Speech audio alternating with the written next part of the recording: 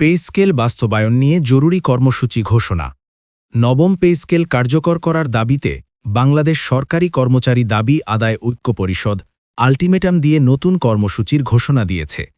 শুক্রবার সংগঠনের সদস্য সচিব মোহাম্মদ মাহমুদুল হাসান ও মুখ্য সমন্বয়ক মোহাম্মদ ওয়ারেস আলী স্বাক্ষরিত এক সংবাদ বিজ্ঞপ্তিতে এ তথ্য জানানো হয়। বিজ্ঞপ্তিতে বলা হয়, আগামী ১৫ মার্চের মধ্যে দাবি পূরণ না হলে ২৮ মার্চ আরও কঠোর কর্মসূচি ঘোষণা করা হবে।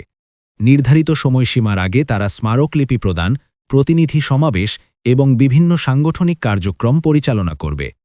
সংগঠনের দাবি, ২০১৫ সালে প্রণীত অষ্টম পে স্কেলে ১১ থেকে ২০ গ্রেডভুক্ত কর্মচারীরা বৈষম্যের শিকার হন। সেই বৈষম্য দূর করার লক্ষ্যে দীর্ঘদিন ধরে আবেদন, স্মারকলিপি ও বিভিন্ন কর্মসূচি পালন করা হলেও কার্যকর কোনো সাড়া মেলেনি। এমনকি পূর্ববর্তী কোনো সরকারের পক্ষ থেকেও সংগঠনের সঙ্গে আনুষ্ঠানিক আলোচনার উদ্যোগ নেওয়া হয়নি বলে তারা উল্লেখ করেছে। তাদের বক্তব্য অনুযায়ী ১৯৯১ ও ২০০৫ সালে তৎকালীন বিএনপি সরকারের সময় তুলনামূলকভাবে গ্রহণযোগ্য পে স্কেল বাস্তবায়ন করা হয়েছিল।